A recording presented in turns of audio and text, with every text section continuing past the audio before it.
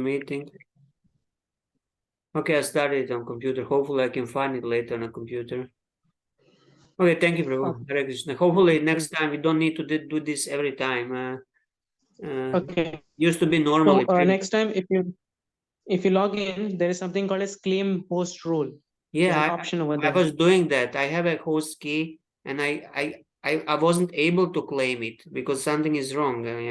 I wasn't able to claim a host because the key is not working. Maybe you changed the key. Maybe then please send me the new key or whatever it is. My host key didn't work. So if you can send me again the key, and let's see if that will solve the problem. Thank you, Hare Krishna. So Hare Krishna. Let us continue the summary. So yeah, I said that that Vritasura was chastising Indra because he killed his brother Vishwarup, and he said only vultures will eat your body. And if other demigods, if they attack me, I will also cut off their heads and perform sacrifice to Bhairava, to Lord Shiva. But then he gives Indra also a hope. He said, but if you kill me, then I shall be relieved from my karmic debt and attain the lotus feet of great devotees.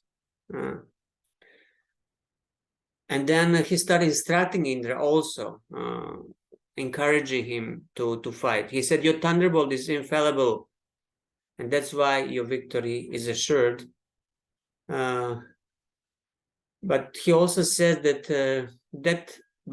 the Lord never bestows opulence upon the devotees, that he mercifully obstructs all their endeavors for kama, dharma, and kama, artha, and dharma, for three goals of life. Although Indra is inspiring for them, he says that to those to whom Lord is especially merciful, he doesn't give these material things. And then he starts offering prayers, very exemplary prayers, praying to become a das, anudasa, to become a servant. And I would just like to, again, just share a couple of these prayers because they are really exemplary prayers that to be learned. Just 1 second, let me share my screen here. Okay. So this is just at the end of the previous chapter. Yeah, he plays that again, becomes a servant of his eternal servants, and to always think of your transcendental attributes. My words always glorify you, and my body always engage in your loving service. So he prays that he's completely engaged in the Lord's service with the mind, with the body, with the words. And this is quite common to find that devotees pray like this, especially to always remember the Lord. This is common prayer of pure devotees. Then in the next one, he gives he describes his desire. He doesn't desire Dhruvaloka. He doesn't desire promotion to Svarga. He doesn't desire yoga siddhis, and he doesn't desire moksha either. So pure devotees, they're completely devoid of any material desires. And then in the prayer after that, he gives very, very, very nice analogy, trying to express his bhakti, his love. So he's looking for suitable example, and he gives that baby bird who is always waiting for mother to return, but he's not completely satisfied because it's not completely selfless love that baby birds have for their mothers because they're waiting for food. Then he gives another example, a small calf waiting to drink the milk of a cow or their mothers. But again, he's not completely satisfied with this analogy, so gives the third one, morose wife waiting for her husband to come and satisfy him no respects. So this is the third analogy that is higher than the previous ones, and he's satisfied with that. So basically, he's expressing his yearning, his hankering to serve the Lord with the love, to render direct service unto you. So this was the end of the, and then there are also prayer after that, similar praying that that he is not attached to anything, just to the Lord's service. So we started 12th chapter, and now we on the shloka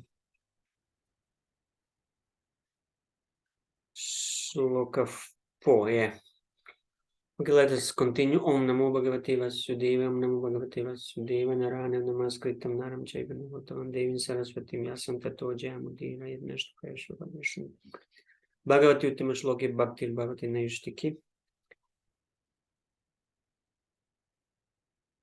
Chinaika Bahu Parighena Vritta Samrabdha Asadya Grhita Vajram Hanau Tata Dendram Atamare Bham Vajram Chahasthan Nyapatan Maguna.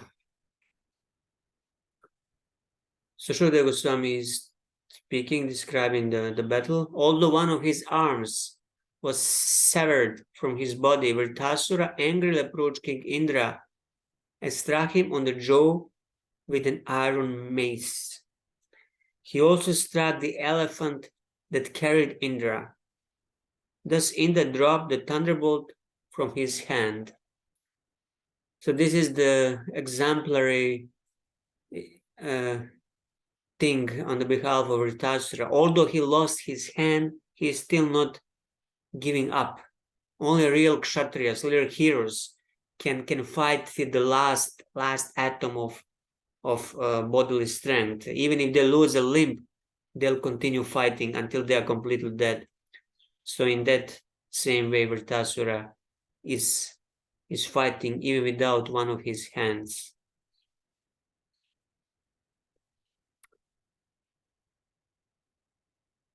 Next one.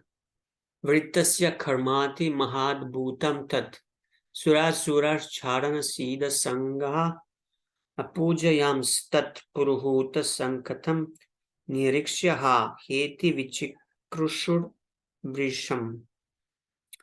The denizens of various planets, like the demigods, demons, charanas, and siddhas, praised Vritasura's deed. But when they observed that Indra was in great danger, they lamented, alas, alas. So different celestial beings and demons also, they observing the battle. And they all, of course, cheered. I guess demigods, they cheered for Indra. And I guess demons, they were cheering for Vritasura. So these demigods, when Indra was in great danger, they lamented.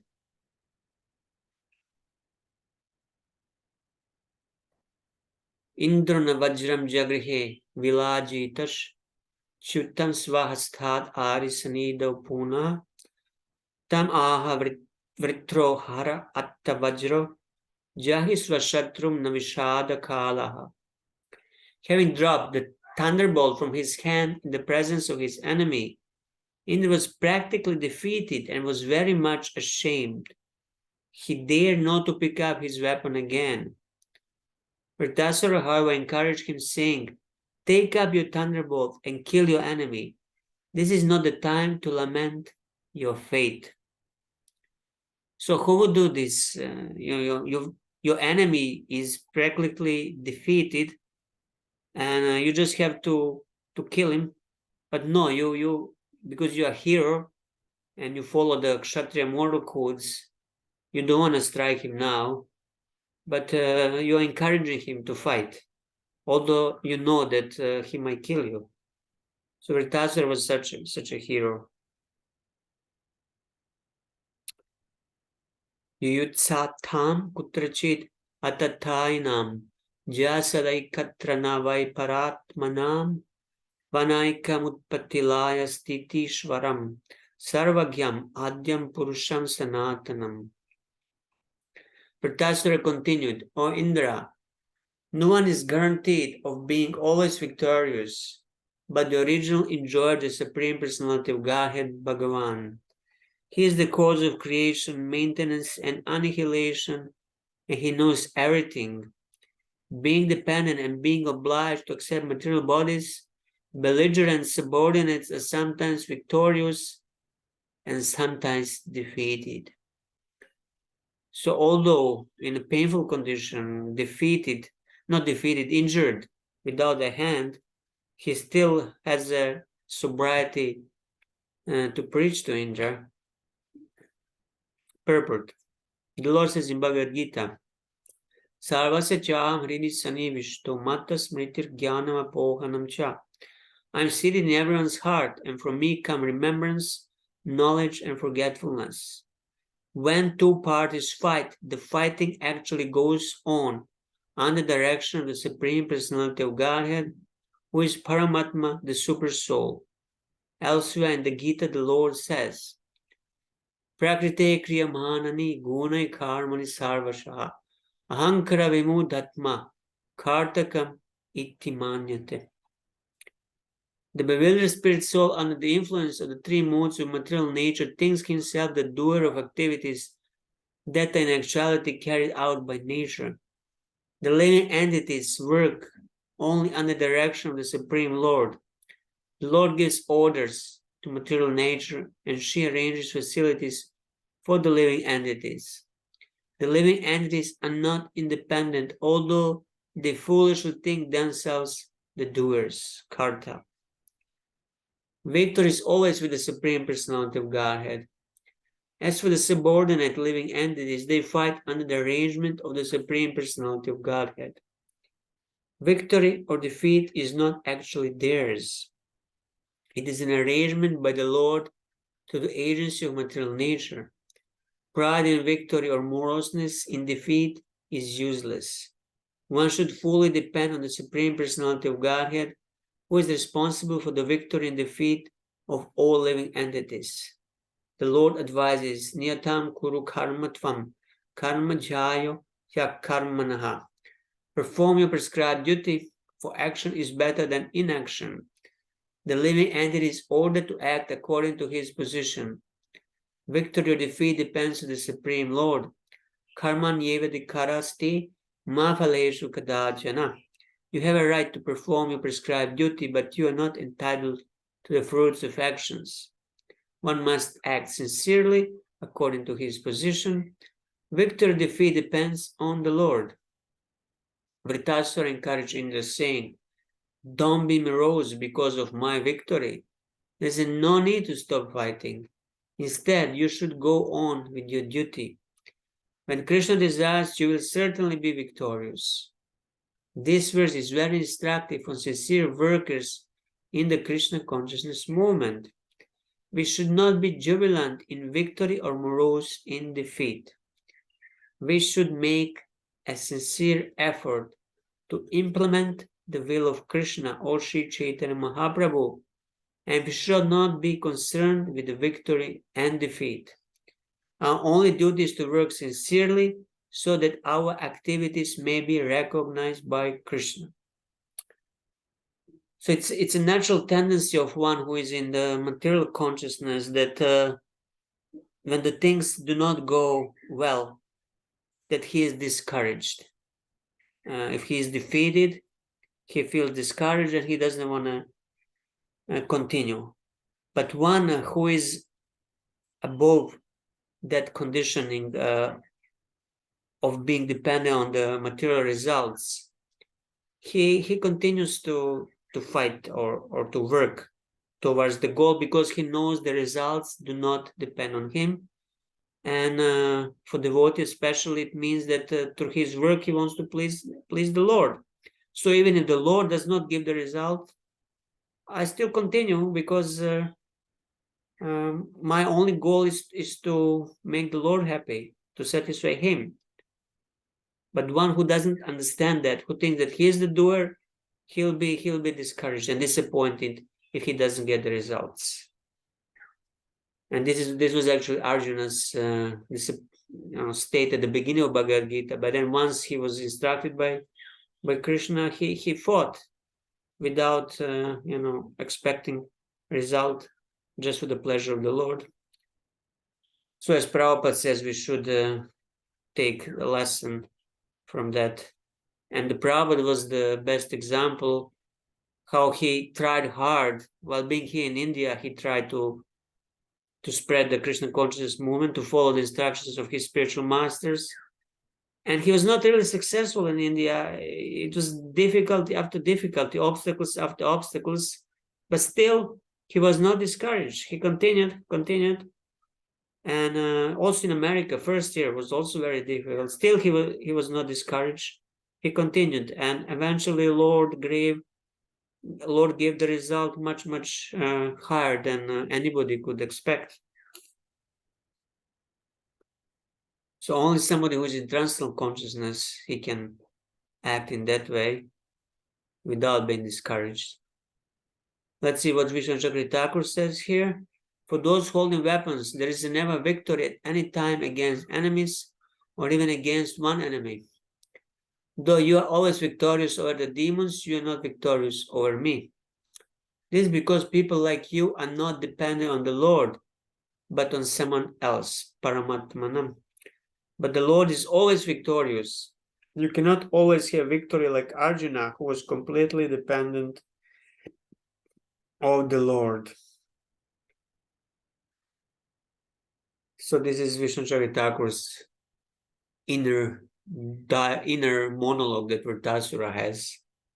So those who are completely dependent on the Lord, they're always victorious.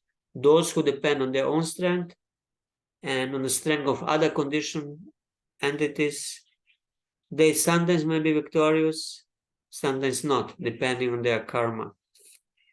But for devotee, the karma doesn't play the role. It's intervention of the Lord that is important in the lives of devotees. Next, Lokas Sapalayasyeme Shvasanti Vivashavashe Vij Eva Shicha Badaha Sakala Iha Karanam. All living beings in all the planets of this universe, including the presiding deities of all the planets, are fully under the control of the Lord. They work like birds caught in a net who cannot move independently. Purport. The difference between the suras and the asuras is that the suras know that nothing can happen without the desire of the Supreme Personality of Godhead, whereas the asuras cannot understand the supreme will of the Lord. In this way, Vritasura is actually the sura, whereas Indra is the asura. So although Indra has the body of a sura, he's acting like asura, and Vritasura, although he's in the body of the demon, he's acting like a sura, like a demigod. No one can act independently. Rather, everyone acts under the direction of the Supreme Personality of Godhead. Therefore, victory and defeat come according to the results of one's karma, and the judgment is given by the Supreme Lord. Karmana Daiva Netrina. Since we act under the control of the Supreme, according to our karma, no one is independent, from Brahma down to the insignificant ant. Whether we are defeated or victorious, the Supreme Lord is always victorious because everyone acts under his directions. So devotee, surrendered devotee, he understands that nothing can happen without desire of the Lord. So even if something bad happens in the life of devotee does not protest, does not complain, oh, why did Krishna allow this to happen? He knows that for some reason the Lord allowed it. And then he accepts it as his karma and his lesson. So this is the attitude the devotee should have. Even if the things do not go well, we should accept as the will of the Lord. Otherwise, if you're protesting, that means that you think that the Lord is acting unfairly, or that you don't deserve this, what is happening to you. You're not accepting that you deserve the punishment. So it's a rebellious attitude that asuras have, not devotees. Devotees do not complain and protest. Why bad things happen to good people? This is that famous question. So those who do not understand the position of the Lord and the karma, they ask this question, and they cannot explain it. You cannot explain it without the law of the karma. Time operating according to good or bad karmas is the cause of defeat or victory for you who are dependent on karma. Time under whose control all persons move like birds caught in a net is the cause. So those who are in material consciousness, who are not fully surrendered to the Lord, they are dependent on their own karma. So whatever there is destined to happen to you according to your chart or to your karma, if you don't depend on the Lord, you will get what is destined. But one who is fully surrendered to Krishna, it might be destined, it might not be destined. It might happen, it might not happen. It completely depends on the Lord, because the devotee is taking full shelter of the Lord. So whether it will happen or not, it's not certain. It's on the Lord to decide whether to give us the what our karma is giving us or not. So sometimes we get some reaction and something bad happens, and we should understand that actually if it's a minimized karma, it's a token reaction. But for some reason, the Lord gave us this token reaction in order to teach us a lesson. Or sometimes somebody is destined to be rich according to his karma, but because he's a devotee and he sincerely wants to attain pure love of God, Krishna doesn't let him. He has another plan for him, and he obstructs all his attempts to become rich in this world.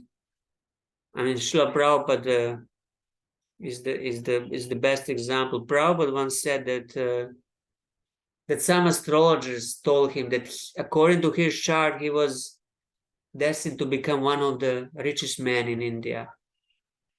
But by Krishna's arrangement, when he had that business where he was in Jhansi or somewhere, somehow things happened and everything went in some direction that led Prabhupada to lose money, to lose his business.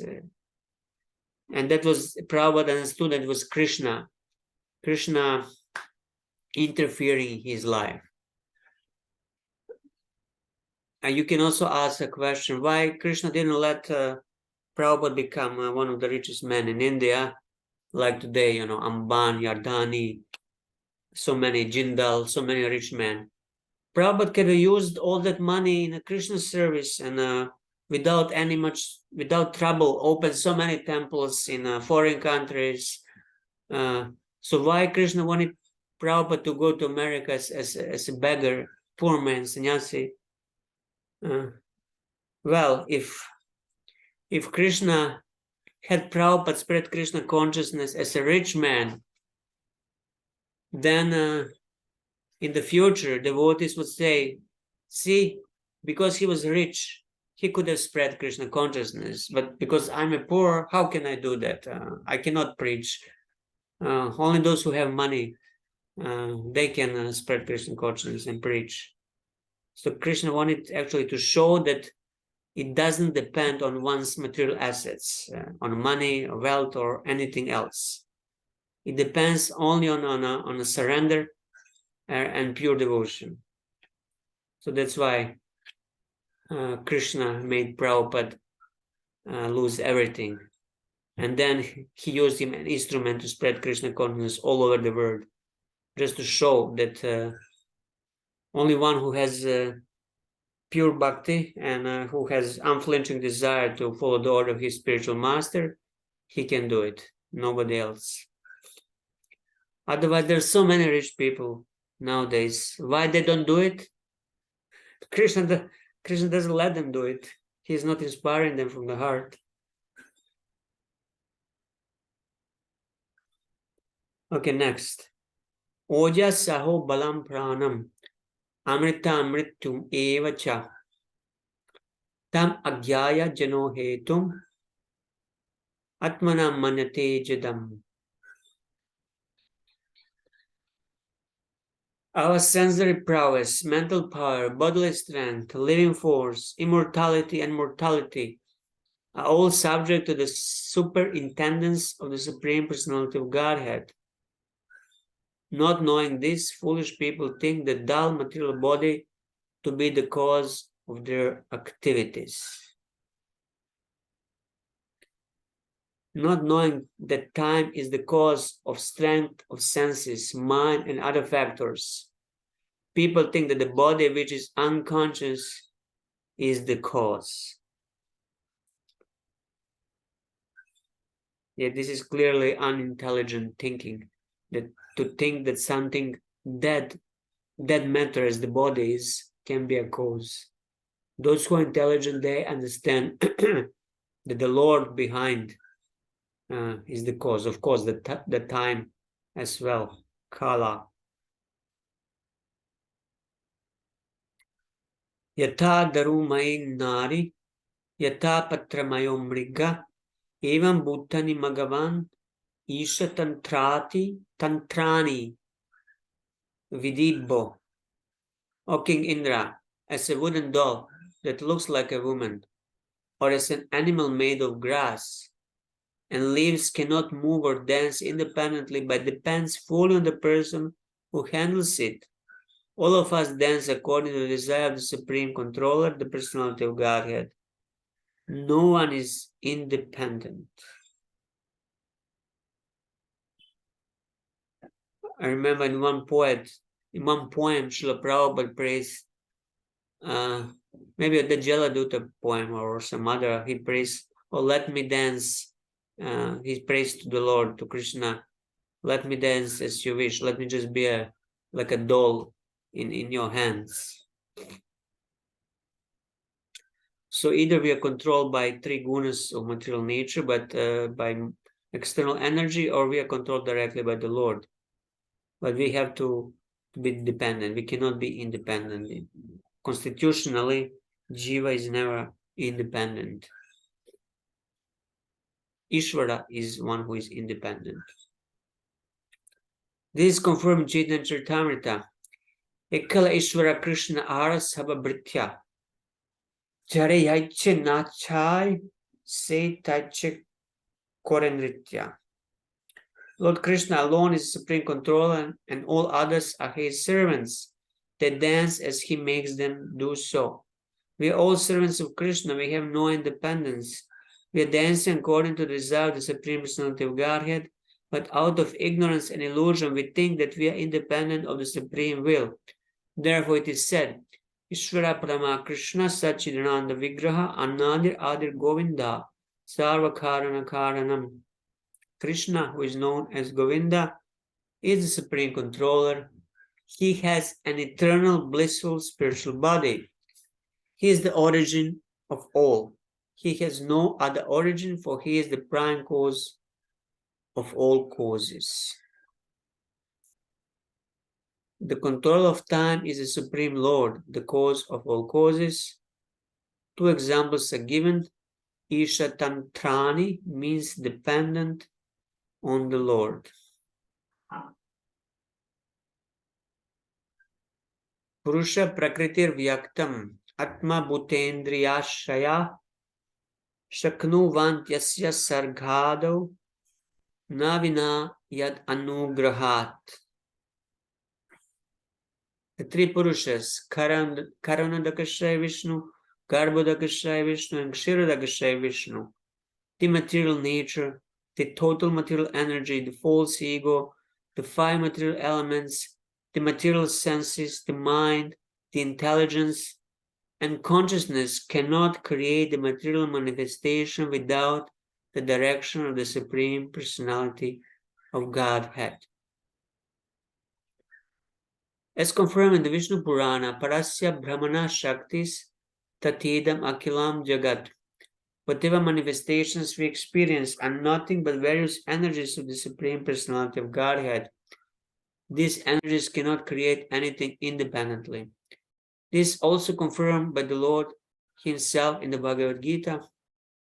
Madhyakshina Prakriti Suvate Sacharacharam. This material nature is working under my direction, O son of Kunti, and is producing all moving and unmoving living beings. Only under the direction of the Lord, the Supreme Person, can Prakriti, which is manifested in 24 elements, create different situations for the living entity.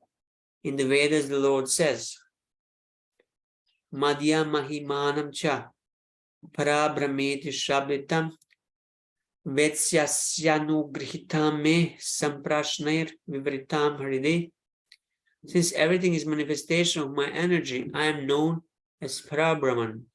Therefore, everyone should hear from me about my glorious activities. The Lord also says in Bhagavad Gita, Aham Adir Hi Devanam. I am the origin of all the demigods. Therefore, the Supreme Personality of Godhead is the origin of everything, and no one is independent of Him. Srila Madhvacharya also says, Anisha Jiva Rupena. The living entity is Anisha, never the controller, but is always controlled. Therefore, when a living entity becomes proud of being an independent Ishvara or God, that is his foolishness. Such foolishness is described in the following verse. Okay, I'll skip this commentary. Avidvan evam atmanam manyate nisham ishvaram bhuta srijati bhutani grasate thani tai swayam. A foolish, senseless person cannot understand the Supreme Personality of Godhead. Although always dependent, he falsely thinks himself the Supreme. If one thinks, according to one's previous fruitive actions, one's material body is created by the father and mother, and the same body is annihilated by another agent, as another animal is devoured by a tiger. This is not proper understanding. The Supreme Personality of Godhead Himself creates and devours the living beings through other living beings. According to the conclusion of the philosophy known as karma mimamsa, one's karma or previous fruitive activity is the cause of everything, and therefore there is no need to work. Those who arrive at this conclusion are foolish.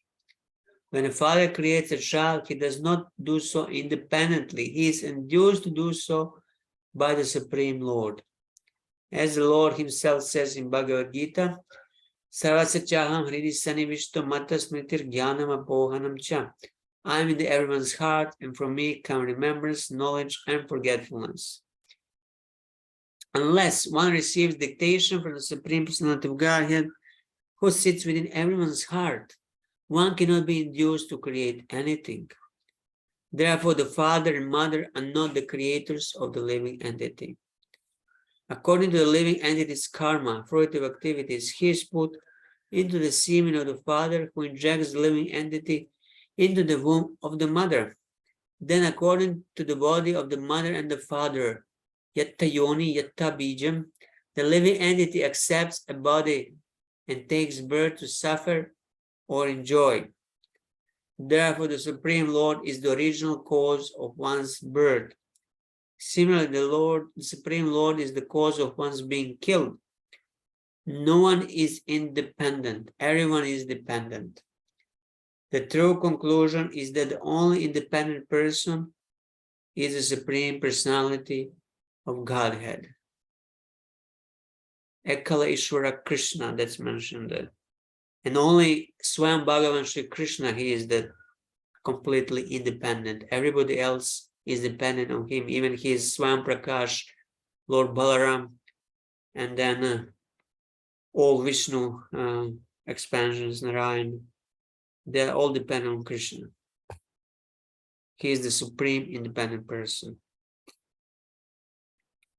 So this was refutation of karma mimamsa by Vritasura and Srila Prabhupada in the purport. So they accept karma as everything without seeing the one who is above karma, who makes the karma work. It's like a clock who is working, and you think, oh, there is no cause behind the clock, but there must be somebody who put that clock in motion at first time. So similarly for karma, the Lord is one who makes karma work.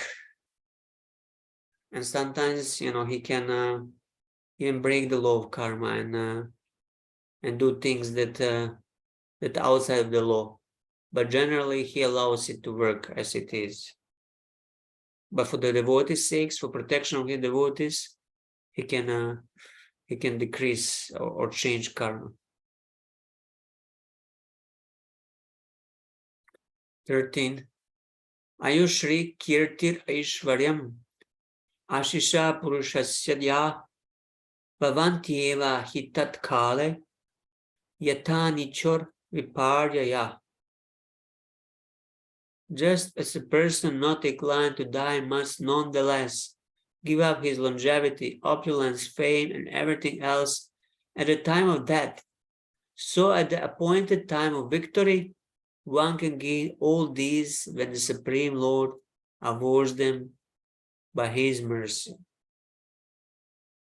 Purport.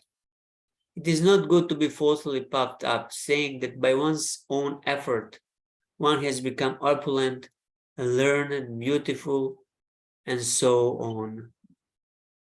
Sometimes in this world we have example of people who are extremely rich, and then inspirational, motivational preachers, they cite example of such persons. For example, Steve Jobs, how he was just a student, and even he didn't have enough money for food, so he was going to Hare Krishna temple to get some prasadam during the Sunday feast. But then he had a brilliant idea, and then he created Apple computer, and then he worked hard and created big empire of Apple Corporation.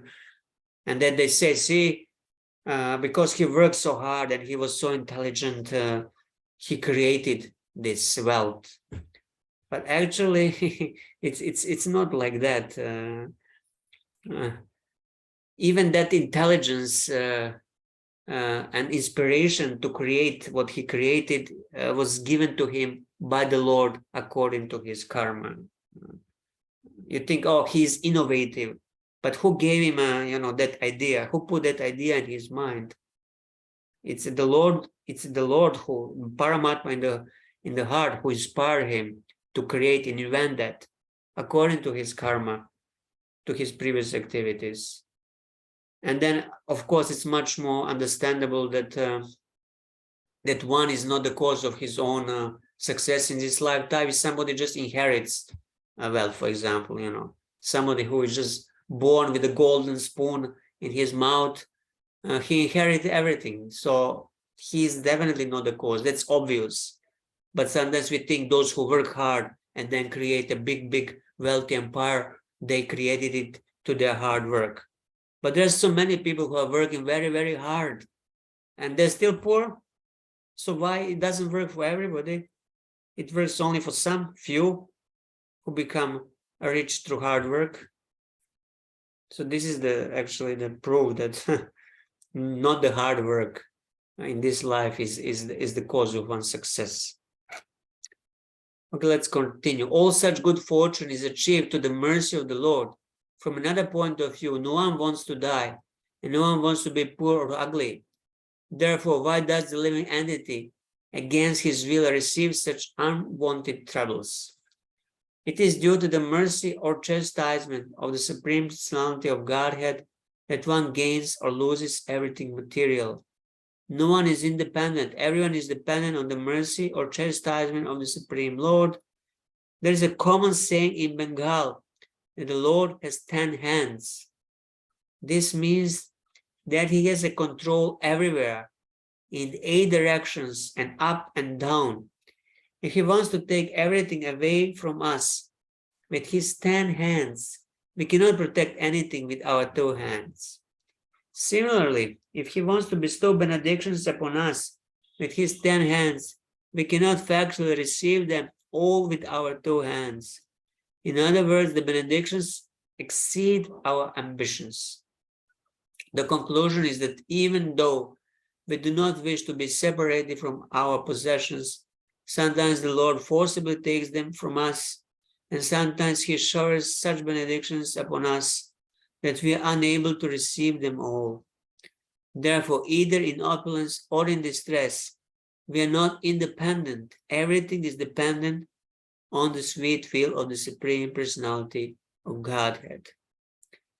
So this is the vision of devotee, that he sees, he understands, he knows that everything that happens in his life is the will of the Lord, that even the blade of grass does not move without the will of the Lord.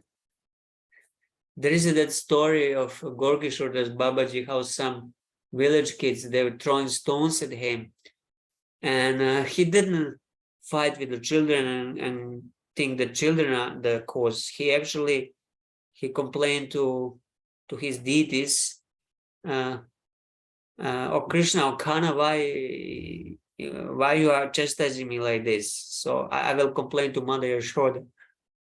So in this way, devotee knows that everything that happens to him is under the control of the Lord.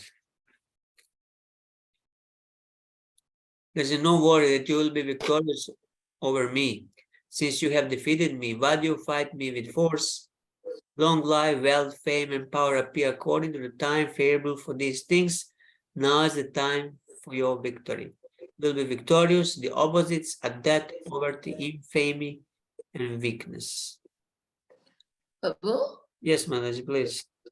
Yeah, what about the life before our become a devotee, also arranged by the law? The life before we became a devotee, yeah, in a sense, directly or indirectly, everything is arranged by the Lord. Might not be directly by him, but it's arrangement of his external energy to bring us to the point of devotional service. So all the sufferings that living entities face in the material world, you can say they are also arrangement of the Lord, because it will make a living entity start searching for the Lord. But definitely in the life of devotee, it is arrangement of the Lord that you come to bring you to the point of turning to him. And this is gradual process, that starts, some lifetimes back, that by the mercy of devotee, we get some agyata sukriti, we hear the holy name, we get the prasadam, we do some unintentional devotional service. But that amount of sukriti, of bhakti unmukhi sukriti, is not enough for us to start practicing in that lifetime. So we wait for another lifetime. So in the next lifetime, we get again little sukriti. So gradually that sukriti builds up. And eventually the jiva is ready. He has enough shraddha, enough faith to undertake the devotional service. So that initial, meeting, initial was, you can say, accidental, but it was actually mercy of a devotee.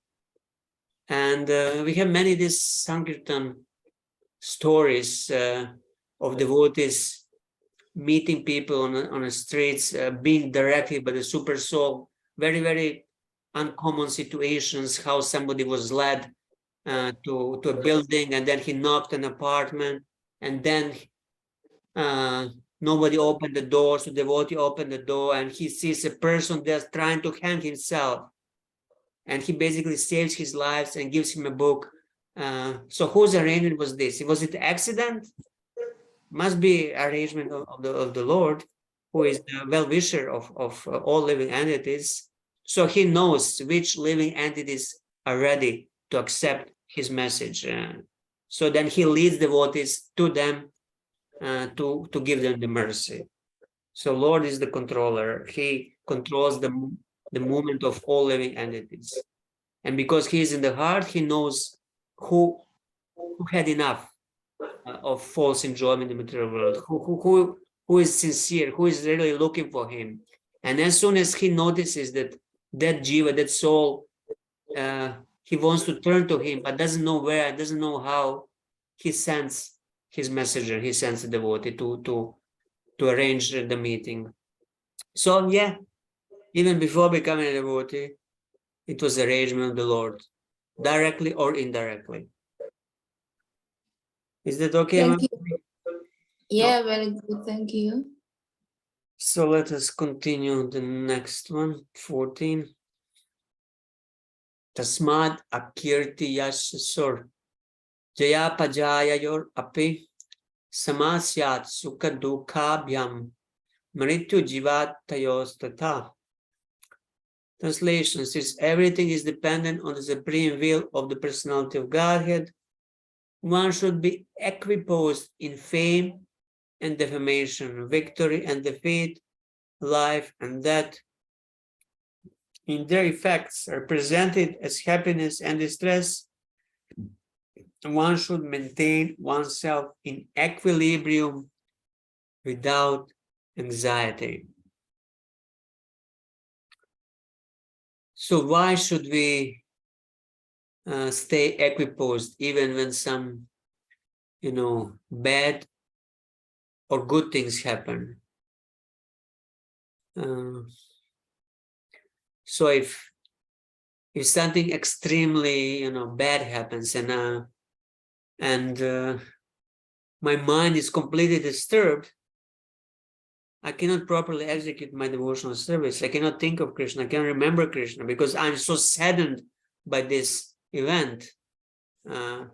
Or on the opposite, if something extremely good happens, you win a lottery and you get, millions of dollars, and then you're all merged into material happiness. Again, your mind is completely disturbed and diverted from devotional service. So the devotee wants to stay equiposed in order to be able to think of Krishna and perform devotional service. So that's why it's necessary to have a control over one's mind and not to take material happiness and distress very seriously. Of course, this is difficult. It's easier to say it than do it. And when things happen, we just get disturbed. But it's a matter of practice. Not to take the life events too seriously, and also to have a perspective. We sometimes are disturbed very easily because we don't have a broader perspective. We think this lifetime is all in all, and whatever happens to us is very, very important. But if we look a little bit philosophically, and we see that we had hundreds and thousands of lifetimes before. We were born, we died, we had mothers and fathers and wives and husbands, and so many things happen, and that really do not have anything to do with the soul, that we are eternal, and this is just a small, speck, small segment of time that we are now in, and that all these things that are happening to us right now, that from the perspective of eternity, they are really not very important. So if we have that perspective of eternity, of many lifetimes, and our final destination, then we will not be disturbed so easily by small mishaps and events that happen in this lifetime. So we have to practice that, how to become equiposed. Of course, for this, one needs to raise above the bodily and the mental platform. Otherwise, you go to dentist and you experience little pain, and immediately your mind is disturbed because we are still on the bodily platform. Okay, 15. Sattvam rajastama iti prakritirnatmano gunaha tatra sakshinam atmanam yo veda sana bhadyate.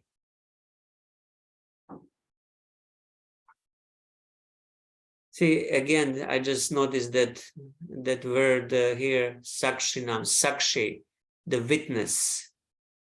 So this is the way how to practice, that the spirit soul is just the witness of whatever is happening to material body. It has no real connection with the soul. The soul is one who is witnessing. So if we can have this perspective of witness of whatever is happening to us and to our body, that it has no real connection with our real self, then we can stay equiposed and not being disturbed. So basically, this is Brahma Bhuta level. One who knows the three qualities, goodness, passion, and ignorance, are not qualities of the soul, but qualities of material nature, and who knows that the pure soul is simply an observer of the actions and reactions of these qualities, should be understood to be a liberated person. He is not bound by these qualities. As the Lord explains in Bhagavad Gita, Brahma Bhuta Prasanatma na shochati na kamshati sama sarveshu bhuteshu man bhaktim labate param. One who is tranquilly situated at once realizes the supreme Brahman and becomes fully joyful. He never laments or desires to have anything. He is equally disposed to every living entity. In that state, he attains pure devotional service unto me. When one attains self-realization, the Brahma Bhuta stage, one knows that whatever happens during his life is due to the contamination of the moods of material nature. The living being, the pure soul, has nothing to do with these moods. In the midst of the hurricane of the material world, everything changes very quickly. But if one remains silent and simply observes the actions and reactions of the hurricane, he is understood to be liberated. The real qualification of the liberated soul is that he remains Krishna conscious, undisturbed by the actions and reactions of the material body, of material energy. Such a liberated person is always jubilant. He never laments or aspires for anything. Since everything is supplied by the Supreme Lord, the living entity, being fully dependent on him, should not protest or accept anything in terms of his personal sense gratification. Rather, he should receive everything as the mercy of the Lord and remain steady in all circumstances. So being a witness, this is actually very important for one who wants to come to the Brahma Bhuta stage. And it's actually the way how to control the mind.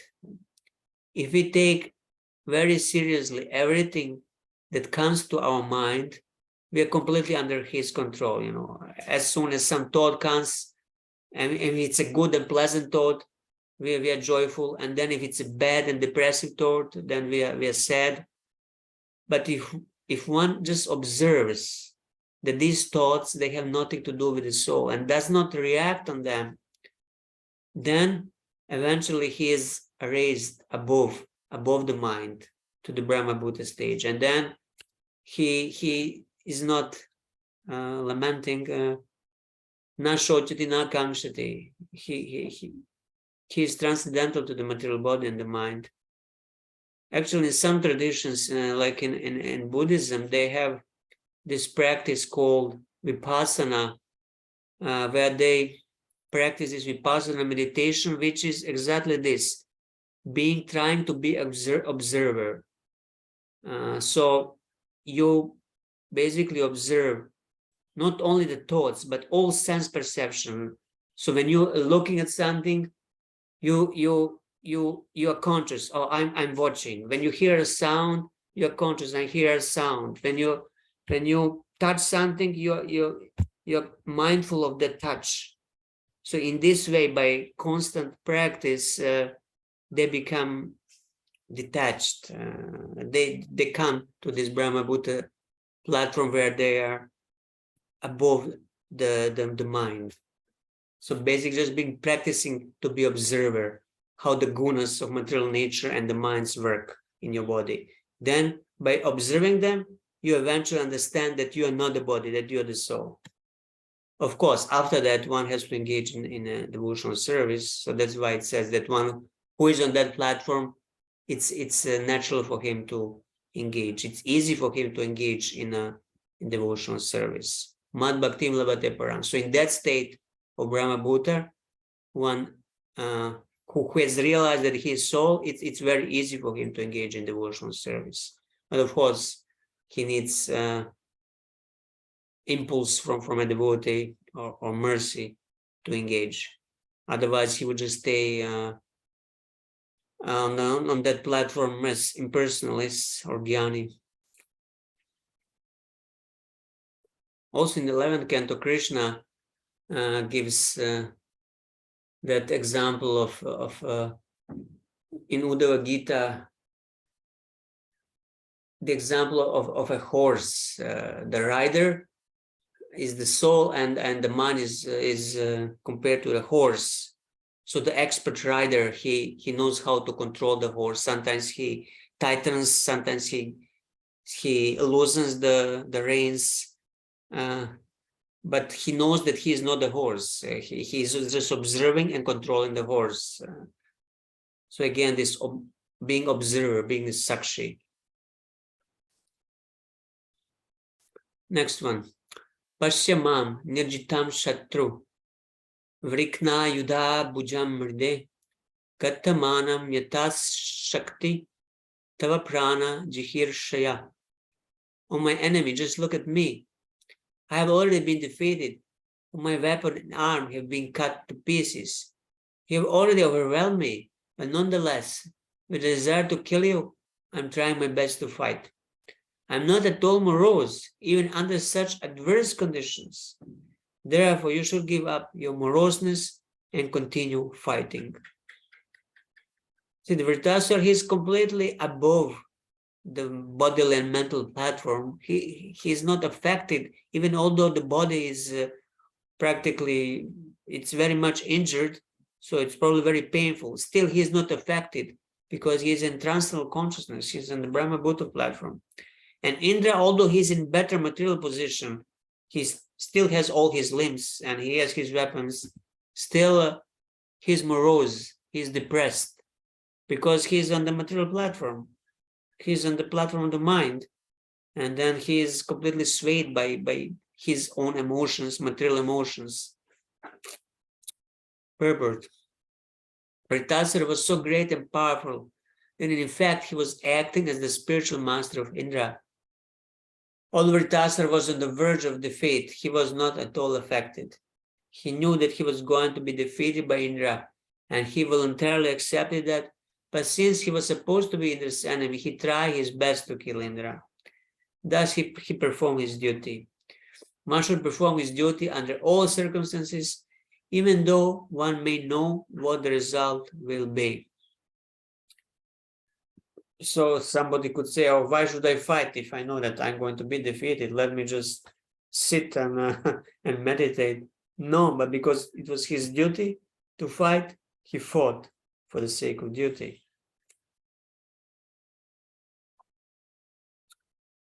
So I'm a good example for you, since I do not rejoice or lament in my pitiable condition. Yeah, the Vritasura was the ideal example for Indra to learn how to be equipoised in all circumstances. Just let me see how long we're supposed to go today.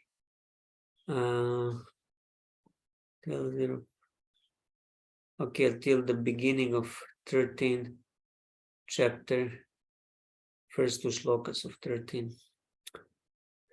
Prana glaho yam samara ivaksho vahanasana atrana gyate mushya jaya mushya parajayaha.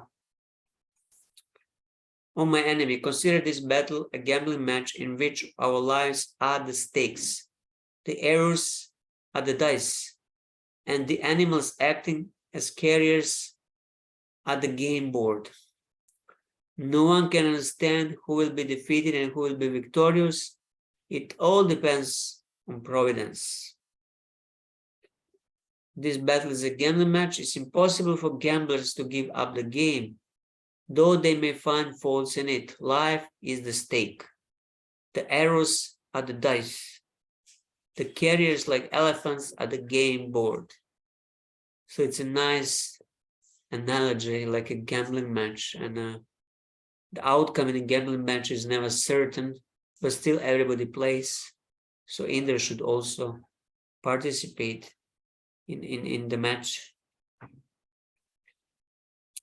Shishuka vacha Indro vritra vacha shrutva Gatalikam apujayat Grihita vajra prahasams Tamaha gata vismaya. Shri Goswami said, hearing the straightforward, instructive words of Vritasura, King Indra praised him and again took the thunderbolt in his hand. Without bewilderment or duplicity, he then smiled and spoke to Vritasura as follows. King Indra, the greatest of the demigods, was astonished to hear the instructions of Vritasura, who was supposed to be a demon. He was struck with wonder that a demon could speak so intelligently. Then he remembered great devotees like Prahlad Maharaj and Bali Maharaj, who had been born in the families of demons, and thus he came to his senses. Even so-called demons sometimes have exalted devotion for the Supreme Personality of Godhead. Therefore, Indra smiled reassuringly at Vritasura. So bhakti, devotional service, is completely independent. It can manifest in any conditions, in any sort of a body, even in a demon's body. What to speak of human bodies of different varieties. So Indra remembered that previously there were great Mahajans born in Asura families, Prahlad Maharaj and Bali Maharaj. But often we think, we just have this external vision and we think the devotee is the one who is just dressed as a devotee. But sometimes, a karmi could be dressed as a devotee, and devotee could be dressed as an ordinary person. So we should not judge who is devotee and who is not just by external appearance and clothes. We should judge by his activities, by his words, and his qualities. Okay, next one. Indra vacha. Aho danava sidosi yasya te matir idrishi bhakta sarvatmanatmanam suhridam jagat ishvaram. Indra said, O great demon, I see by your discrimination and endurance in devotional service, despite your dangerous position, that you are a perfect devotee of the Supreme Personality of Godhead, the Super Soul and friend of everyone. So Indra is praising him now, understanding he is a devotee. Instead in Bhagavad Gita, Yam ladvacha param labam manyate nadikam tata yasmin stito nadukena gurunapi vichalyate. Establishing Krishna consciousness, one never departs from the truth, and upon gaining this, he thinks there is no greater gain. Being situated in such a position, one is never shaken, even in the midst of the greatest difficulty. An unalloyed devotee is never disturbed by any kind of trying circumstances. Indra was surprised to see that Vritasura, undisturbed, was fixed in devotional service to the Lord, for such a mentality is impossible for a demon. However, by the grace of the Supreme Personality of Godhead, anyone can become an exalted devotee. Striyo Vaishyas tata Shudras tepi yanti param gatim. An unalloyed devotee is sure to return home back to Godhead. So Stri, ladies, Vaishyas, Shudras, and even Mlechas and Yavanas, they can also become devotees. And great devotees as well, exalted devotees, as Prabhupada says here. So there is no restriction based on a bodily qualities, who can be devotee, who cannot.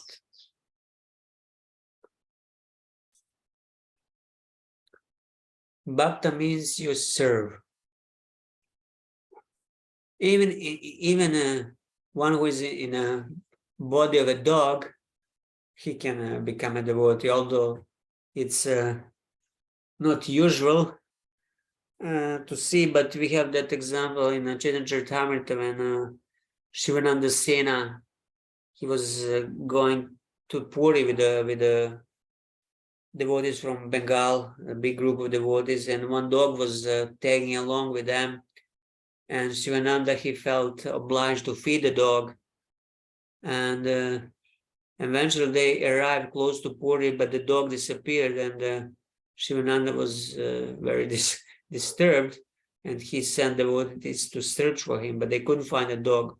But once they arrived at Puri and they met Chaitanya Mahaprabhu there, they saw that Chaitanya Mahaprabhu was feeding the dog with a coconut pulp. And to everybody's amazement, the dog, he was chanting Hare Krishna. And it's described that the next day nobody saw the devotee anymore because he had departed to Vaikuntha. So directly from the dog's body back to Vaikuntha, by the mercy of devotee, Shivananda Sena, and then mercy of the Lord. To the mercy of devotee, the dog attained the mercy of the Lord and went back to Godhead. Just yesterday, I was passing by one temple close to the Hulurghat, Gaudiya Mat temple, and they call it now Kukur Mandir. Why Kukur Mandir? Because there are 20-25 dogs that live in a temple room. There is a resident sannyasi there, and somehow he keeps these dogs and feeds them, and they live in a temple room. I don't want to comment how much bona fide that it is or not, but somehow that sannyasi, he feels some compassion towards the dogs and keeps them in a temple, which might not be right according to the deity worship rules. Actually, he told us that he wanted to send these dogs to that dog shala that Dwal Mukunda has across the Jalangi Dam, but somehow they will not accept it, so he still keeps them in a temple. So that temple residents, all of their dogs, they're temple devotees. I don't know if during the kirtan they sing during the arati. Anyway, it was a funny thing to see. Bhavan Atharshin Mayam Vai Vaishnavim Jana Mohinim Yad Vihaya Suram Bhavam Mahapurushatham Gattaha. You have surmounted the illusory energy of Lord Vishnu, and because of this liberation, you have given up the demonic mentality and have attained the position of an exalted devotee. Lord Vishnu is the Mahapurusha. Therefore, one who becomes Vaishnava attains the position of a Mahapaurusha. Mahapaurusha. This position was attained by Maharaj Parikshit. It is said in the Padma Purana that the distinction between a demigod and a demon is that a demigod is a devotee of Lord Vishnu, whereas a demon is just the opposite. Vishnu Bhakta Smrito Daiva Asurasta Viparyaya. Vritasura was considered a demon, but actually he was more than qualified as a devotee or Mahapaurusha. Sometimes it's called Mahapaurushika. The residents of Vaikuntha, they're called Mahapurushikas. If one somehow becomes a devotee of the Supreme Lord, whatever his position, he can be brought to the position of a perfect person. This is possible if an unalloyed devotee tries to serve the Lord by delivering him in this way. Therefore, Shukadeva Goswami says in the Srimad Bhagavatam, Kirata Unandra Pulindra Pulkasha Abhira Shumba Yavana Kasadaya Yenyacha Papayat Apashrayashraya Shodhyanti Tasmai Prabha Vishnave Namaha. Kiratas, Hunas, Andras, Pulindas, Pulkashas, Abhiras, Shumbas, Yavanas, and members of the Kasa races, and even others addicted to sinful acts, can be purified by taking shelter of the devotees of the Lord, for he is the supreme power. I beg to offer my respectful obeisances unto him. Anyone can be purified if he takes shelter of a pure devotee and molds his character according to a pure devotee's direction. Then even if one is a Kirata, Andra, Pulinda, or whatever, he can be purified and elevated to the position of a Mahapaurusha. And Srila Prabhupada disciples, they ask him, Prabhupada, how come that we got this good fortune? What is our good fortune? Then Prabhupada told him, I'm your good fortune. So their fortune was, or our fortune was that we met a pure devotee.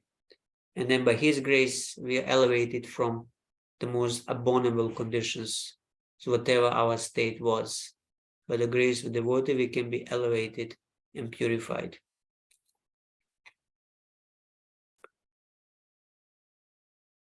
Kalvidam mahad ashcharyam yadraja prakrite stava vasudevi bhagavati Satvatmani Dridamati.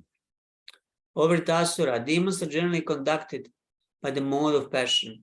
Therefore, what a great wonder it is that although you are demon, you have adopted the mentality of a devotee and you have fixed your mind on the Supreme Personality of Godhead, Vasudeva, who is always situated in pure goodness.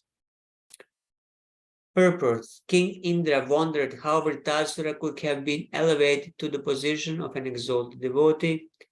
As for Prahlad Maharaj, he was initiated by Narad Muni, and therefore it was possible for him to become a great devotee, although he was born in a family of demons. For Vritasura, however, Indra could not detect such causes, therefore he was struck with wonder that Vritasura was such an exalted devotee that he could fix his mind without deviation upon the lotus feet of Lord Krishna, Vasudeva. Again, Indra became astonished. How did you, with the nature of Rajas, develop fixed bhakti? Such bhakti should only arise when Rajas is destroyed by the great mercy of devotees like Narada, in persons like Prahlad. Sattvatmani means a form of Shuddha Sattva. So Indra here, he assumed that Vritasura was in Rajaguna because Asuras, demons, they are all in Rajaguna and Tamaguna and the lower gunas, while demigods they're in Sattva predominantly. But actually, Vritasura, he was established in Shuddha Sattva, in purified goodness, above the three moods of material nature, because he was devotee from his previous life. He just got the body of a demon for certain reason that Lord wanted to fulfill. Otherwise, we heard that he was a Chitraketu, who was unalloyed pure devotee. So then, if you know the previous life, things can be easily explained. So our vision is very short-sighted. We see just this life, and then we try to explain things. But if we could see previous life or previous lifetimes, then things would make much more sense. Why something is nowadays happening to us, why we are acting like this, why so many questions could be answered if we could see the broader perspective of many lifetimes. 22. But even if we cannot see, we know the philosophy. The Shastra is there to guide us how to properly understand it. So that's why we don't need to see. the previous lifetimes. But we can understand if we are suffering that we did something bad, if we're enjoying that we did something good, or if we engage in devotional service, that we got some mercy previously that is now fructifying. Yasya bhaktir bhagavati harau nishreya seshvare vikridhato amritam bodau king shudrai kata kodakai. A person fixed in devotional service of the Supreme Lord Hari, the Lord with the highest auspiciousness, swims in the ocean of nectar. For him, what is the use of the water in small ditches? Purport. Vritasura has formerly prayed, Nanaka prishtam nacha parameshtyam nasama bhaumam narasadipatyam. I do not want the facilities for happiness on Brahmaloka, Svargaloka, or even Dhruvaloka, not to speak of this earth or the lower planets. I simply want to return home back to Godhead. This is the determination of a pure devotee. A pure devotee is never attracted to any exalted position within this material world. He simply wants to associate with the Supreme Personality of Godhead, like the inhabitants of Vrindavan, Srimati Radharani, the Gopis, Krishna's father and mother, Nanda Maharaj and Yashoda, Krishna's friends and Krishna's servants. He wants to associate with the Krishna's atmosphere of Vrindavan's beauty. These are the highest ambitions of a devotee of Krishna. Devotee of Lord Vishnu may aspire for a position in Vaikuntha Loka, but the devotee of Krishna never aspires even for the facilities of Vaikuntha. He wants to return to Goloka Vrindavan and associate with Lord Krishna in his eternal pastimes. Any material happiness is like water in a ditch, whereas the spiritual happiness eternally enjoyed in the spiritual world is like an ocean of nectar in which a devotee wants to swim. So here Prabhupada stresses the importance of knowing the goal, our goal, the prayojana. We need to know what we want and where we want to end up, where we want to go. For example, if you want to go to America, you need to know how America looks like, and you need to know how to get there, and you need to know what you're going to do there once you arrive there. So similarly, we need to know our destination in the spiritual world. Otherwise, if our destination is not specific, we may end up, who knows where. You know, Vaikuntha is big. There's so many Vaikuntha planets. Then there is Ayodhya. Then there is a Mathura and Dwaraka. And then there is a, Vrindavan, Aishwarya Vrindavan, where Krishna displays his Aishwarya pastimes, when he's married to Radharani and the Gopis. And then above all these realms, there is the highest abode, the original Vraj, with the Parakya Rasa and Krishna and Radharani and the Gopis and the Gopas enjoying their sports. So we have to have a proper conception of the goal of our destination.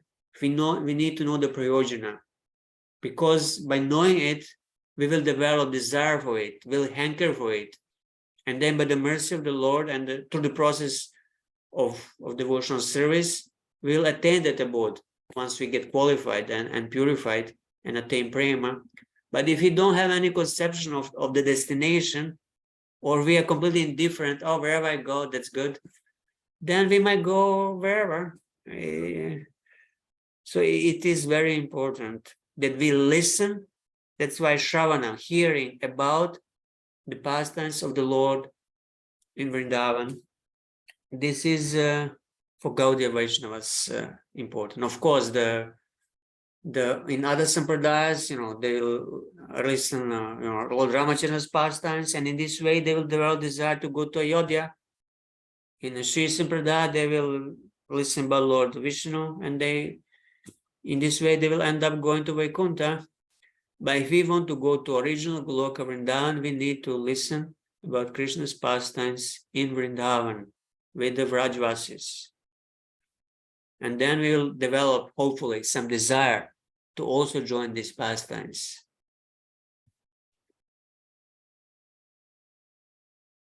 Okay, here Vishnu Chandra Thakur, he says, it is understandable that you are indifferent to the enjoyment of Svarga. Katodakai means water in ditches. Svarga is similar to that for you, but for us, without bhakti, it is bliss. Here, those who don't have bhakti, for them, material enjoyment is bliss. But for devotee, it's completely insignificant. Shri Sukha iti bruvanav anyonyam dharma jigyasaya nripa yudhate mahavirya indra vritrau yudham pati. Shishadeva Goswami said, Vritasura and King Indra spoke about devotional service even on the battlefield. And then, as a matter of duty, they again began fighting. My dear king, both of them were great fighters and were equally powerful. Avidya parigham vritra karshanayasam arindama indraya prahinod koram vama hastena marisha.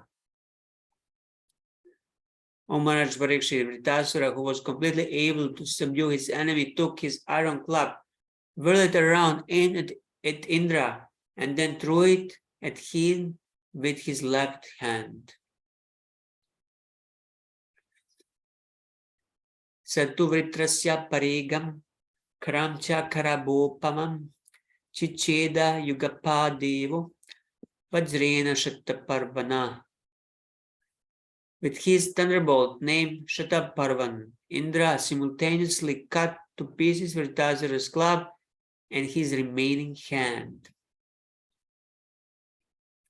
Dorbhyam utkrita mulabhyam babaurakta shavosura chinapaksho yatha gotra khad brashto vajrina hattaha. Vritasura, bleeding profusely, his two arms cut off at their roots, look very beautiful, like a flying mountain whose wings have been cut to pieces by Indra. Purport: it appears from the statement of this verse that sometimes there are flying mountains and that their wings are cut by the thunderbolt of Indra. Vritasura's huge body resembles such a mountain. So yeah, there wouldn't be this analogy by Shukadeva Goswami, flying mountains, if there are no flying mountains. It's not like a flower in the sky, which does not exist, but it is used as to show that somebody wants to get something that does not exist, something that is impossible. But we have the story of Govardhan, and he was carried by Muni until the Muni, I forgot his name, came to Vraj, and he dropped him there, and Govardhan decided to stay there. So mountains, they can also have souls and be living entities. And of course, the Govardhan is the greatest mountain, not different from the Lord himself, or the greatest devotee of the Lord, Haridas Savarya. Prabhuji, previously, I think in Ramayana before, there is some flying mountains there. It was existing previously. I heard that story. Oh yes, in Ramayana. Yeah, and then that mountain, due to some pride, something, it was living under the ocean or something. Oh, Where Hanuman crossed the ocean, and then it was asking Hanuman to rest on the ocean, to do service to Hanuman, but Hanuman didn't want to take any rest there because he was absorbed in the service. Yeah, thank you. Yeah, it's possible. It's in Puranas, in Ramayana, as you said. There is also that mountain that Hanuman carried with the herbs for Lakshman. Yeah, Sanjeevani. Yeah, Sanjeevani. Yeah, many things are there that we are not accustomed, but it's in the Shastra. So let's continue the next one. Mahaprano Mahaviryo Mahasarpa Ivadvipam Pritva Dharam Hanum Bhumau Daityo Devyuttaram Hanum Navo Gambira Vaktrina Laliholbana Jivaya Damstrabhi Kalakalpabir Grasaniva Jagatrayam Ati Matra Mahakaya Akshipams Tarasa Girin Girirat Padachariva Padbhyam Nirjarayan Mahim Jagrasa Sasamasadya Vajrinam Sahavahanam. Vritasura was very powerful in physical strength and influence. He placed his lower jaw on the ground and his upper jaw in the sky. His mouth became very deep, like the sky itself, and his tongue resembled a large serpent. With his fearful death-like teeth, he seemed to be trying to devour the entire universe, thus assuming a gigantic body. The great demon Vritasura shook even the mountains and began crushing the surface of the earth with his legs, as if he were the Himalayas walking about. He came before Indra and swallowed him and Airavata, his carrier, just as a big python might swallow an elephant. So you can imagine how huge Vritasura was when he swallowed Indra. So he was considerably bigger in size than Indra. With a mouth like the sky, with a fearsome tongue like a snake, crushing the earth with his feet, he quickly swallowed Indra. Vritagrastam tam alokya saprajapataya sura ha kashtam iti nirvinash chukrushu samaharshaya. When the demigods, along with Brahma, other Prajapatis, and other great saintly persons saw that Indra had been swallowed by the demon, they became very morose. Alas, they lamented. What a calamity, what a calamity. Nigirno Pyasurendrena Namama Rodaram Gata Mahapurusha Sanadho Yoga Maya Balena Cha. The protective armor of Narayan, which Indra possessed, was identical with Narayan himself, the Supreme Personality of Godhead. Protected by that armor and by his own mystic power, King Indra, although swallowed by Vritasura, did not die within the demon's belly. Protected by Narayan Kavacha and his power gained through Ashtanga Yoga, he did not die. He remained invisible in the form of air by the power of invisibility. So Narayan Kavacha was saving Indra. So the armor, in Mahabharata we have example of Karna having he been born naturally with the armor, but then he gave his natural armor to Indra, and if he had his armor when he was fighting Arjuna, probably it would be very difficult for Arjuna to kill him, but because he gave it away, it was easier for Arjuna to kill him.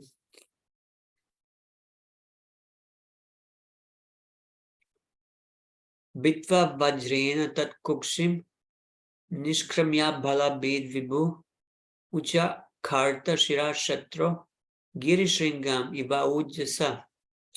With this thunderbolt, King Indra, who was also extremely powerful, pierced through Vritasura's abdomen and came out. Indra, the killer of the demon Bala, then immediately cut off Vritasura's head, which was as high as the peak of a mountain. Vajras tutat kandaram ashuvega krintan samantat parivarmana nyapatayat thavad ahar ganena Yo Jyotisham Ayane Vartahatye. Although the thunderbolt revolved around Vritasura's neck with a great speed, separating his head from his body took 1 complete year, 360 days, the time of which the sun, moon, and other luminaries complete a northern and southern journey.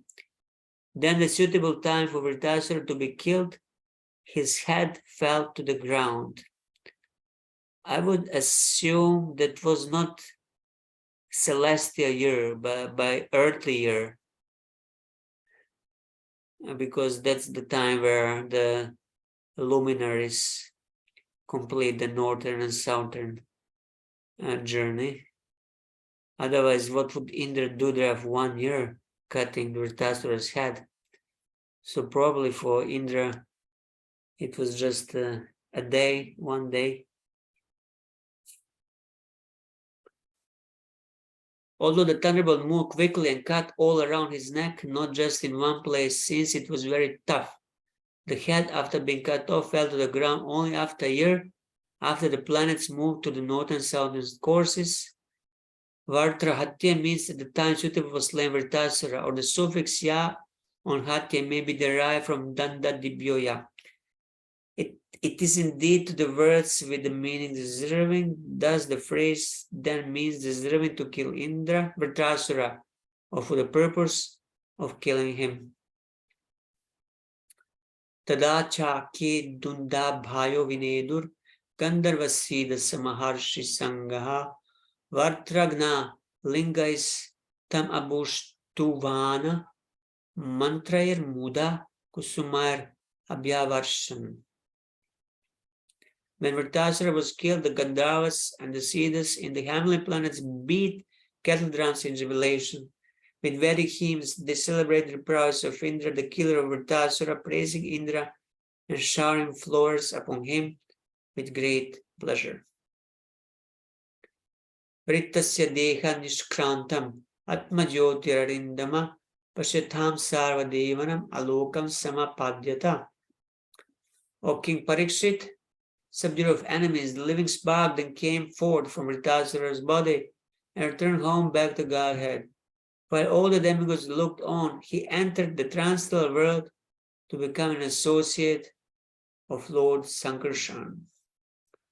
So somehow it was visible to all the demigods who looked the soul coming out of the body and going upwards, like in Shishupala's case when Krishna killed him. Everybody could see the soul coming, emerging into Krishna. Sri Vishnu Thakur explained that Indra, not Vritasura, was actually killed. He says that when Vritasura swallowed King Indra and his carrier, the elephant, he thought, now I have killed Indra, and therefore there is no more need of fighting. Now let me return home back to Godhead. Thus he stopped all his bodily activities and became situated in trance. Taking advantage of the silence of Vritasura's body, Indra pierced the demon's abdomen, and because of Vritasura's trance, Indra was able to come out. Now Vritasura was in yoga samadhi, and therefore, although King Indra wanted to cut his throat, the demon's neck was so stiff that Indra's thunderbolt took 360 days to cut it to pieces. Actually, it was the body left by Vritasura, it was cut to pieces by Indra. Vritasura himself was not killed. In his original consciousness, Vritasura returned home back to Godhead to become an associate of Lord Sankarshan. Here the word aloka means the transcendental world, Vaikuntha Loka, where Sankarshan eternally resides. So basically, the Vritasura, he left the body on his own before the Indra could kill him. So he left in samadhi. And somehow it appears that when somebody is in yoga samadhi, his neck becomes very stiff and difficult to cut. When Vritasura swallowed Indra and his elephant, he thought, there's no one else to kill me. Why do I not give up my body by the power of yoga and quickly go to the side of the Lord? He then entered into samadhi. At that moment, Indra tore open the abdomen of Vritasura, who was unconscious, came out and cut his head off. This should be understood from the comparison of cutting off a mountain peak. He manifested his spiritual body, Atma Jyoti, became separated from his gross body, and then attained the Vaikuntha of Sankarshan beyond the material world. Thus ends the commentary of the 12th chapter of the 6th canto of the Bhagavatam. So we have just, let me see, a couple more shlokas to finish. Yeah, 2 more shlokas of the 13th chapter. We'll just read. King Indra afflicted by sinful reaction. There is a summary here. I don't know if I should read that or let me read. This chapter describes Indra's fear at having killed a Brahmana, Vritasura, and it also describes how he fled and was saved by the grace of Lord Vishnu. When all the demigods requested Indra to kill Vritasura, he refused because Vritasura was a Brahmana. The demigods, however, encouraged Indra not to fear killing him because Indra was protected by Narayan Kavacha, or the Supreme Personality of Godhead himself, Lord Narayan. Even by the glimpse of the chanting of the Narayan's name, one becomes free from all the sinful reactions of killing a woman, a cow, or a Brahmana. The demigods advised Indra to perform an Ashwamedha sacrifice, by which Narayan would be pleased, for the performer of such a sacrifice is not implicated in sinful reactions, even if he kills the entire universe. Following this instruction from the demigods, King Indra fought Vritasura. When Vritasura was killed, everyone was satisfied by King Indra, who knew Vritasura's position. This is the nature of great personality. Even if a great personality acquires some opulence, he is always ashamed and regretful if he acquires it illegally. Indra could understand that he was certainly entangled by sinful reactions for killing a Brahmana. Indeed, he could see sinful reactions personified following him, and thus he fled here and there in fear, thinking of how to rid himself of his sin. He went to Manasa Sarovar, and there, under the protection of the goddess of fortune, he meditated for 1,000 years. During this time, Nahushara reigned over the heavenly planets as the representative of Indra. Unfortunately, however, he was attracted by the beauty of Indra's wife, Shachidevi, and because of his sinful desire, he had to accept the body of a serpent in his next life. Indra later performed a great sacrifice with the help of exalted Brahmanas and saints. In this way, he was released from the reactions of his sinful killing of Brahmana. So Indra is a post which can be occupied by different personalities. It's not that one personality is called Indra. So in different manvantaras, different persons are Indra. This particular manvantara, it's this particular Indra, but because of this, he had to leave his post for a while. And that time Nahusha became Indra, but there was the wife of previous Indra there, Shachi, and he wanted to enjoy with her, and that's why this was the cause of his fall down, which was opportunity for old Indra to come back. So Indra is the king of heaven.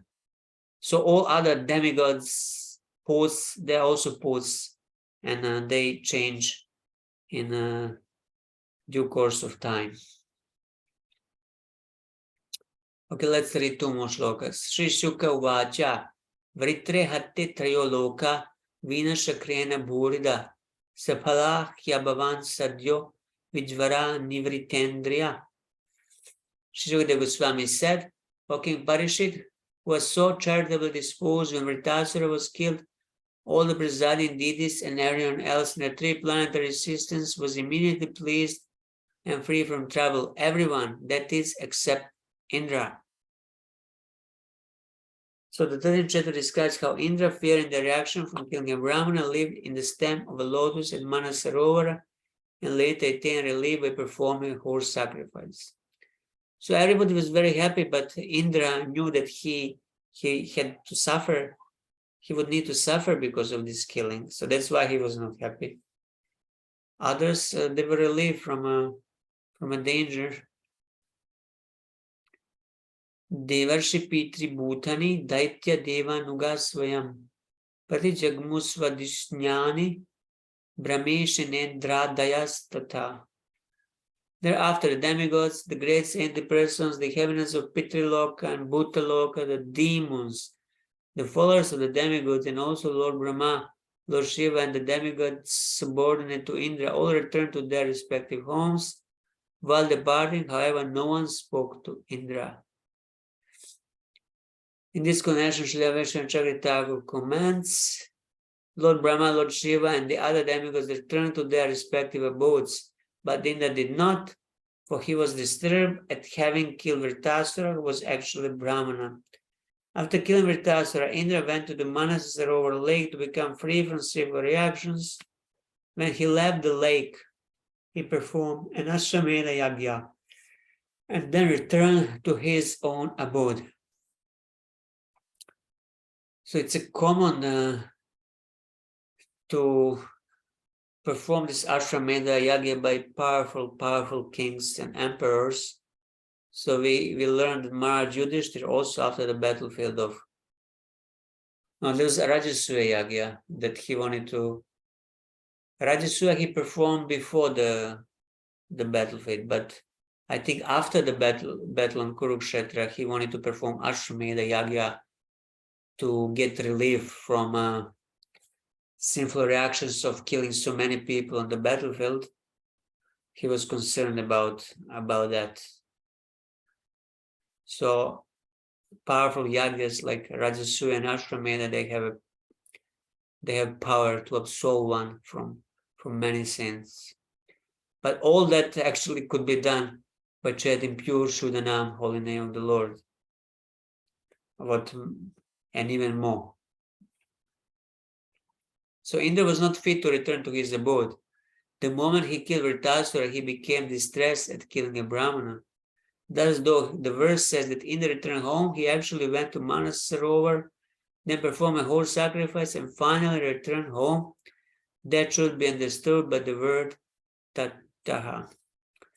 So we'll stop here.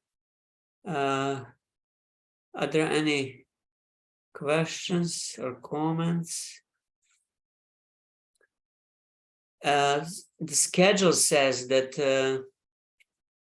that now we have 1 month break, but I think still I would like to do next Monday, and in this way get ahead for 1 week because the course goes till beginning of June, and I might not be here at that time. So I would like at least 1 or 2 weeks to get ahead in order to be able to finish the course.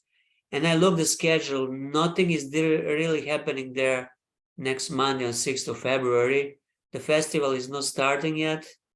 And GBC meetings, they're starting on the 7th. So is anybody has any objection of having the class next Monday also? If Prabhu, not, yes. No, Prabhu, we don't have any objection. okay, thank you. So we'll have class Yeah, it's okay. next Monday, and then after that, I think we can make a break because then already ILS starts and Kirtan Mela and other things.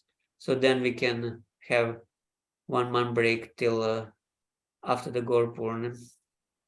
Prabhuji, maybe you should just inform Ojaswi Prabhu so that he keeps this Zoom account available. Ah, okay. Because he might be thinking it's 1 month or more break. So just keep him informed. I'm going to do next Monday. Make sure the Zoom account is available.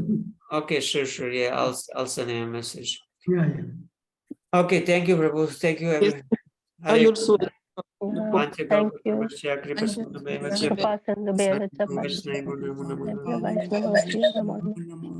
Thank you very much. Thank you.